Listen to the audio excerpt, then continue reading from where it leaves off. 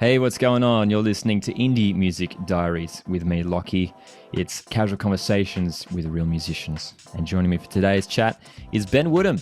Ben I've known for a number of years, and he's an incredibly hardworking, full-time gigging artist. And it was great to talk to him about sort of how he got started in his role and how he's sort of continuing to expand his business and what that sort of looks like living life as a full-time gigging musician. So I hope you enjoy this episode, especially if you're looking to sort of get into sort of like I guess more like the wedding side of things. And fun fact, Ben and Veronica Lawson, who we had on a few episodes ago, they're partners. So they sort of talk about how they started up a duo together and everything, and the sort of the wedding packages that they're offering. So if you are interested or know anyone that's getting married soon, hit up Ben and V. In other news, I released a song last week, which was cool. So you can check that out. I put it up on YouTube, and it's a song that I wrote about mental health. It's a song to listen to when you're feeling a bit overwhelmed and anxious. And it's one that I wrote really recently. And I think like as soon as I wrote it, it was one of those songs where it's like I had to share this because it wasn't necessarily, it was sort of just like, a song that I knew that other people could connect with. So I filmed a quick little video for that, put it up on YouTube.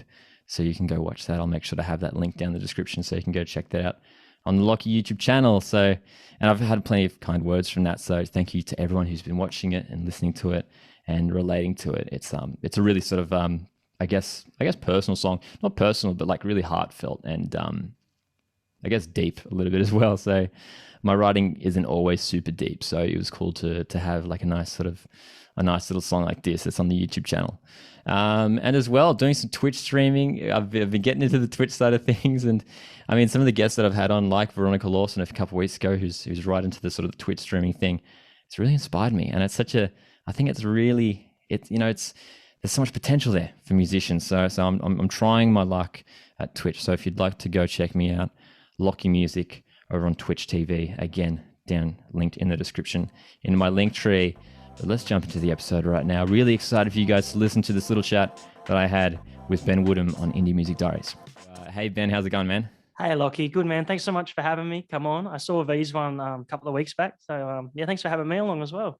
There you go, and we should probably touch on that as well because a couple of weeks ago on the podcast we had your partner Veronica on, so it's worth mentioning that we've got a bit of a connection there on the podcast. So Yeah. we're sort of seeing a slightly similar setup as well on the camera. Yeah. But yeah, dude, I mean, I wanted to get you on because like straight up, you're like the king of gigging, especially in our area here on the Central Coast. And obviously, this is sort of, I guess, an off season for you time period at the moment with obviously COVID going on. But I'm keen to sort of dive into sort of how you operate your business and hopefully we can provide some sort of inspiration for people potentially wanting to do Yeah. the Do kind some of stuff gigs. that you do. Let's wind back the years though. Let's go really early on. How did you first get into music? Okay. So, at school, I went to Central Coast Adventist. So, playing in chapel, that sort of thing, getting up there every Monday, playing guitar, Nice. learning how to sing in the choir, all that sort of stuff. And then, I think it was, when did I finish school? 2013, I finished school. And yeah, I was just like, oh, while I'm at uni, let's do some gigs on the side, a couple of gigs a week. I was living at home. I didn't have a lot of expenses, but it was just Mm. fun to get into, you know what I mean? Yeah, So that's cool. sort of how I got into it, basically.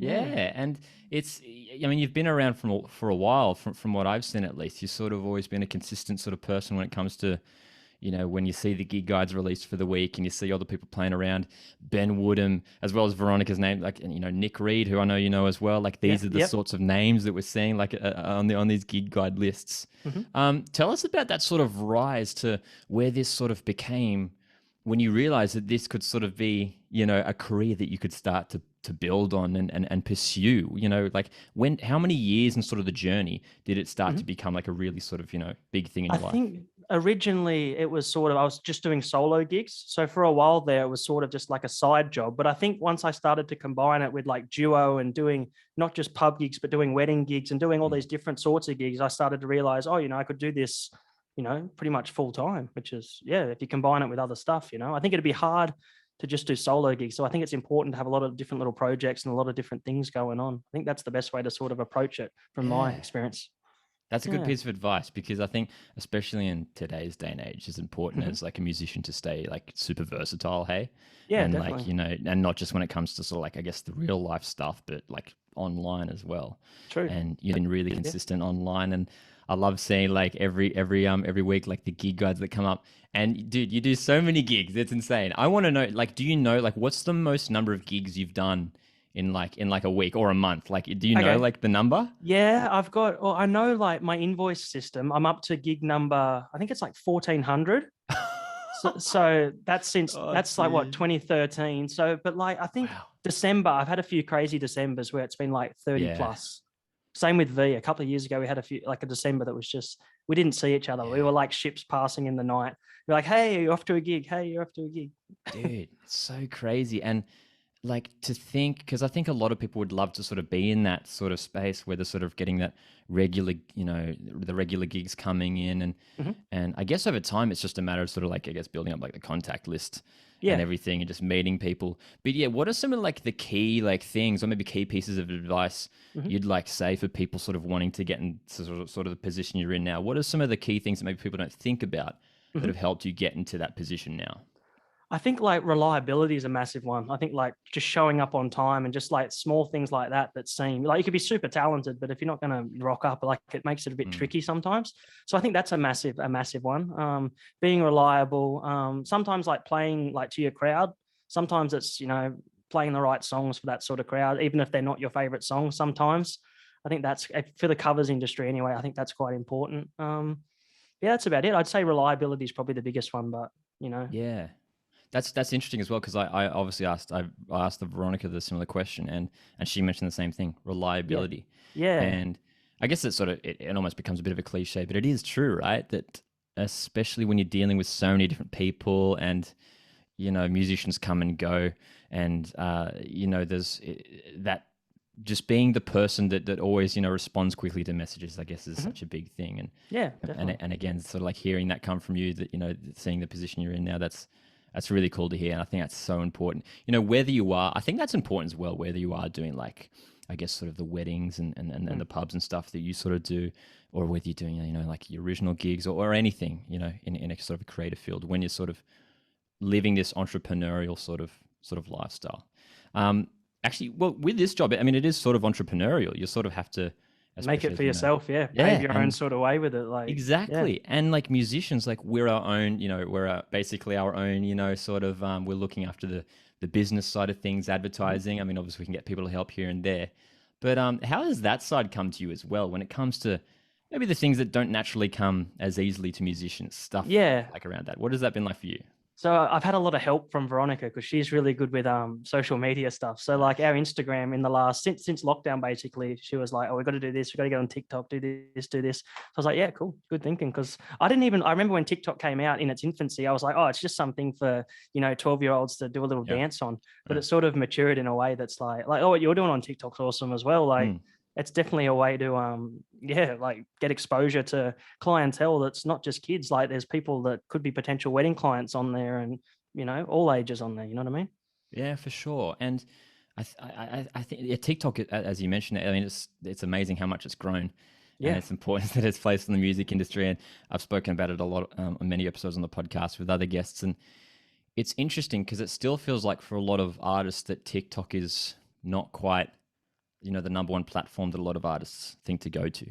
Mhm. In terms of social media, though, what's your relationship been with social media in particular? I mean, as I mentioned on Facebook, you're posting the gig guides, which is, I think is a great thing. And I mean, I was just checked before. You've already amassed like over like 6,000 followers on Facebook page over the years, which Over is the so years, yeah, over the yeah, years. which is so awesome. But has that been a crucial element for you? Do you think it's essential to have that online presence, doing sort of the roles as a musician, performing and gigging musician Yeah, as you are?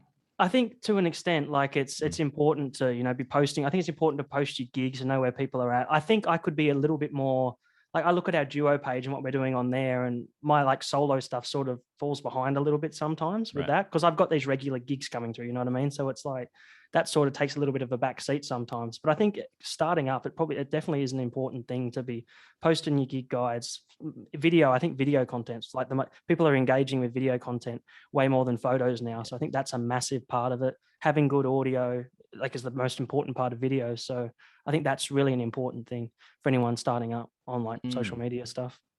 And especially, I think more so, especially if you're in an area like we are, I guess, on the Mhm. Central Coast, which is, I guess, like semi-rural, right? Yeah. I mean, Yep. when we're not in Yep. Sydney, but it's all about creating that online connection. Mhm. And, you know, has that led to, obviously, you sort of like started off here on the coast, and I guess you've sort of been branching out a little bit. Have you sort of Mhm. been looking to like hit places like Sydney, like Newcastle? You know, how Yeah. far? Like, what are your sort of goals for I Mhm. guess you as a business, and even for the duo stuff as well? Like, Mhm. yeah. What do you have to say about this in terms of like expanding to sort of like a Yep. wider range of Yeah. places? When I first started out, I was pretty much doing gigs just in Newcastle, because the Oh, okay. agency, I was dealing a lot with Whirlwind up in Newcastle, and Right. pretty much just doing gigs in Newcastle. And then I went away and I worked on a cruise ship for, what was it, three months. I did a Yeah. stint on there Wow. back in 2014, which was really fun. Met some cool people. And then when I came back, I was like, oh, let's, try to do some more work a bit closer to home on the coast. So chatted to Fairplay and the guys there and got some steady gigs going through. But yeah, I think the duo thing, we're trying to focus on doing more weddings at the moment, trying to get that sort of building up that sort of brand that sort of looks like, a Mm. couple that you'd want to have come play at your wedding.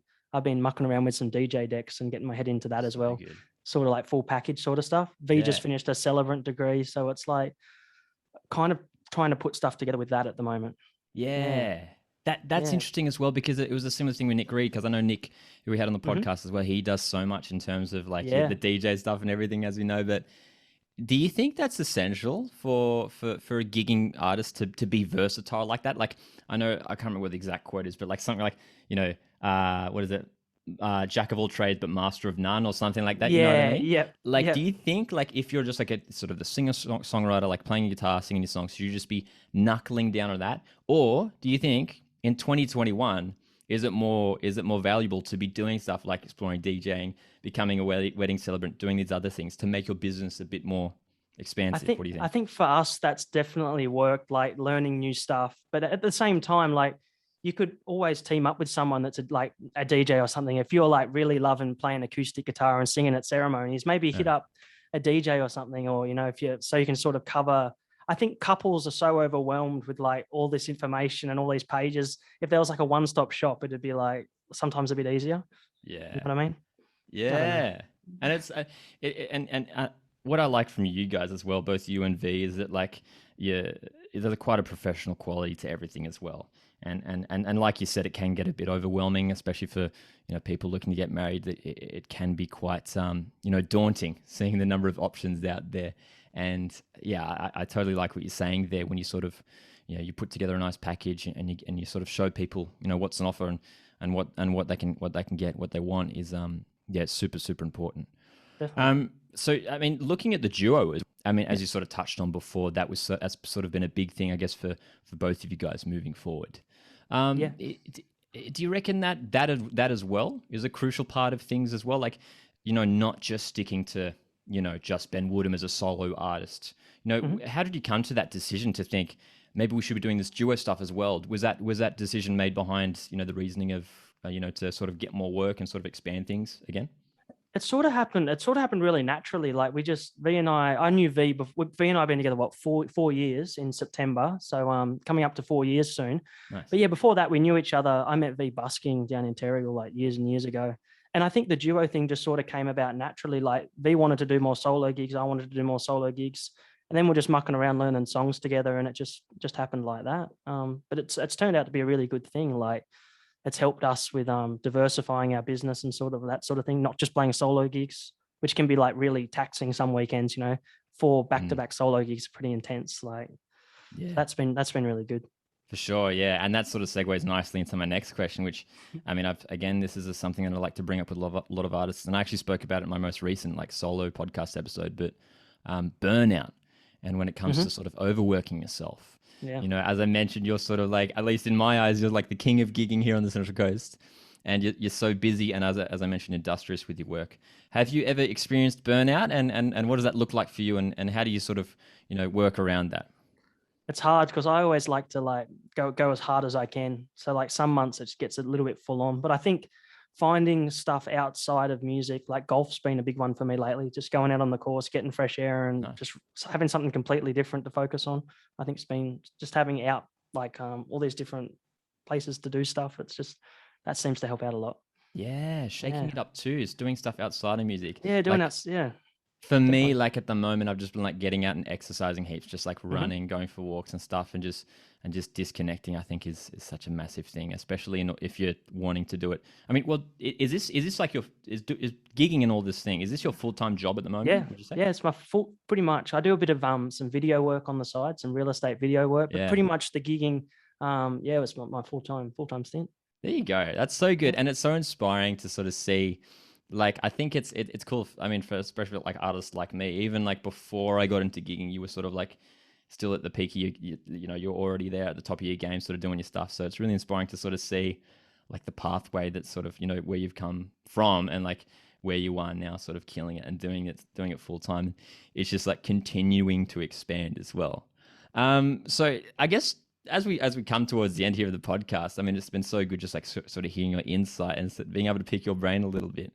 But like, what final pieces of advice would you give to people wanting to get into this industry? I know we've talked about a couple of things here as well, but Mhm. maybe if we think of, oh, actually, no, what I did want to ask as well, actually, is that people doing these sorts of gigs, Mhm. if they encounter sort of like tricky people, people in the industry aren't always the easiest to work with, or difficult crowd members and stuff like that, Yep. especially early on Yep. with a pub gig. I guess what sort of Of advice would you course. give to people in that sort of early stage of gigging? I'd say like I don't know. It's hard sometimes, because you don't want to be if you get a punter or something that's up in your Yeah. grill or something, you don't want to be too dismissive or Have anything. you But I'd say I have you haven't had had many of anything. those? I Right. haven't had that happen too often. I've been really lucky with that. I've heard obviously stories about that sort of thing happening, but I think just looking at it, I don't know, from a mindset that's positive, sort of, hopefully your positivity has some sort of impact on them, because you don't want to be, having an argument on a microphone with someone. Yeah. That's the last thing you want to avoid that. That's the last thing you want. Yeah. Um, but yeah, I haven't had anything like that happen. Touch wood. Touch wood. Touch wood. That's so good. That's so good. Well, dude, it's been so great to chat to you and just hear about your experience so far. So before I let you go, make sure you plug yourself. Where can people find Oh yeah. you and your work? Okay, you can check out me on Facebook, Ben Woodham Music on Instagram, and check out our duo Ben and V, which we're going to be sort of doing some live streaming tonight on Twitch. I'm going to be jumping on with V once a week on her Twitch, which she's been smashing that. So I'm going to jump on there with her and yeah, play a few So songs on good. there. Yeah, Nice. And I'll make sure to have all your links, man. I'll put the links in the description for the podcast. So legend. Thanks so much, man. no worries. And whoever's listening can go check out Ben's stuff. And, if you're looking to get married or anything, hit Ben and V up and make sure to get them involved, because they're really great people doing great stuff and making great music. So, yeah, once again, Ben, thanks for coming Thanks, on Indie Lockee. Music Diaries. Thanks for having me, mate. Legend.